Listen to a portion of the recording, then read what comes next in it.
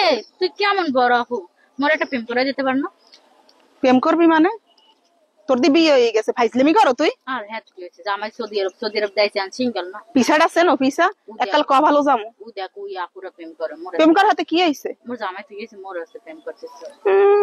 দে না একটা বিদেশি জামাই পাওয়া ভাগ্যের ব্যাপার, বুঝতে পারছো?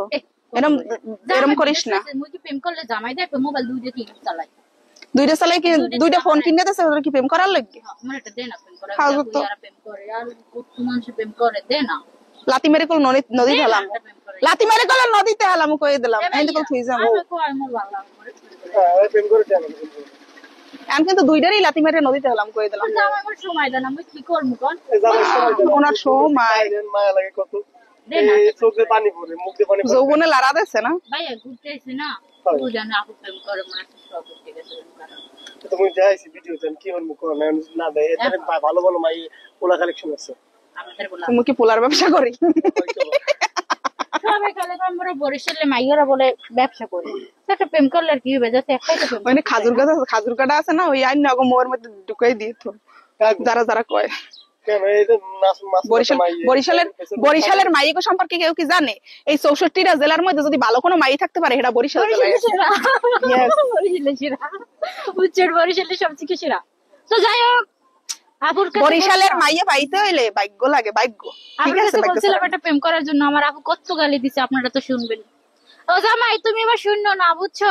শুনে আবার মাইন্ড করো না, তাহলে কিন্তু সংসার উড়ে যাবে, এটা দয়া করে করিও না, বুঝছো? পুরিয়া তো বিদেশ চলে গেছে, আল্লাহ আবার আইবো না, ওইরা বিমান থাকলে আইতে পারবে, বুঝছেন?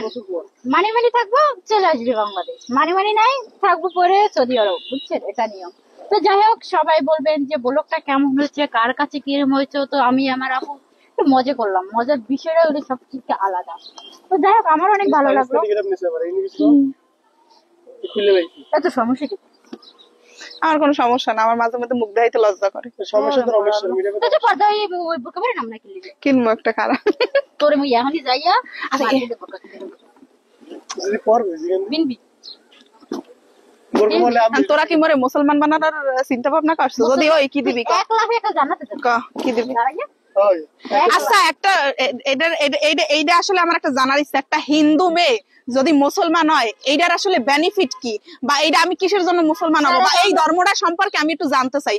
সবাই একটু কমেন্ট বক্সে জানাই জানতি। এই ধর্ম, এই যে ইসলাম ধর্ম শুনছি শান্তির ধর্ম, কারণ বিস্তারিত জানারও তো একটা দরকার আছে। হ্যাঁ, তো জানি না, হেই কারা কারা কয়ে যাবেন। যদি মনে হয় যে ঠিক আছে তাইলে আমি রাজি আছি। ওকে, শিওর। আর মুসলমান কোন সুন্দর ছেলে যদি থাকে অবশ্যই যোগাযোগ করো, আমার অনেক বুঝের দরকার আছে। শুনলে